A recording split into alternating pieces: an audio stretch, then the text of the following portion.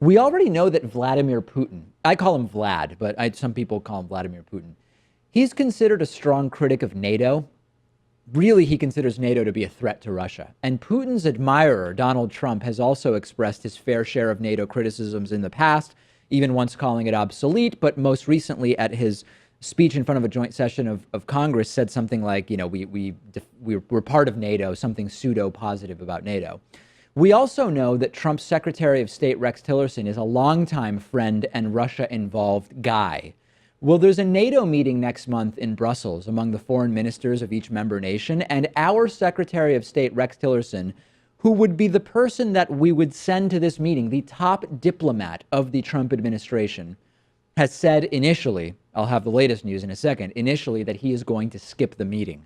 Where was he going to go instead just a week later? You guessed it, not Argentina, to Russia. Congressman Eliot Engel from New York, the most senior Democrat on the House Foreign Affairs Committee, said, quote, Donald Trump's administration is making a grave error that will shake the confidence of America's most important alliance and feed the concern that this administration simply is too cozy with Vladimir Putin.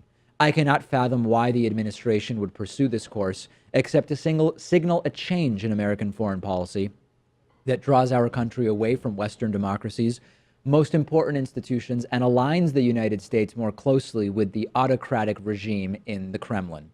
The U.S. is the most powerful and influential member of the NATO alliance. We are the de facto leaders of NATO. The head of the State Department should be at this meeting. This clearly has to be making our NATO allies uneasy, considering that Russia is a foe to NATO, and Trump has, over time, spoke negatively about the institution. And Tillerson, in his earliest dealings with other countries, has been choosing to turn his back on the smaller European countries who have been our allies for decades and who rely on us for security in many cases, and instead is having bilateral meetings with major world powers that we don't have military accords with. And in this case, it happens to be none other than Russia. How would you interpret this if you were one of our NATO allies in terms of the American commitment to this important alliance? Even the former U.S. ambassador to Russia denounced this on Twitter, Michael McFaul, saying, this is fake news, right? Skipping NATO meeting to go to Moscow? That can't be true. This is only going to reinforce people's suspicions about Russia and Trump. And of course, there has been huge blowback to this. A NATO official speaking anonymously said, hey, you know, we offered to change the dates of the meeting in order to make it easier for Rex Tillerson to show up. This is how important it is. Most recently, after the backlash, yesterday it came to light that now the U.S. State Department is reconsidering Rex Tillerson's attendance. He'll probably end up going at this point. I would hope so. I mean, how disrespectful is that? I mean, Yeah. Everyone else seems to be going out of their way, bending over backwards to make this happen. And it seems like something else to you is more important. When Trump said, after months of negative comments about NATO, when he said at his speech, his non-State of the Union, that he's committed to the alliance with NATO or whatever, did you believe it, or did it strike you as just being optics to get something on the record that's not anti-NATO? He said everything on the topic of NATO. He said they're obsolete. He said that the U.S. stands fully behind them. I mean, he covers the whole spectrum on NATO just as he does with any other issue. So you just think he was checking every box so that at some point, if he's questioned, he can say, hey, I did say X on Y date. That's his strategy. Yeah. That's what works for him. It kind of works pretty well because no matter what your position is, you can at some point find a statement from Trump where he seems to sort of agree with your position.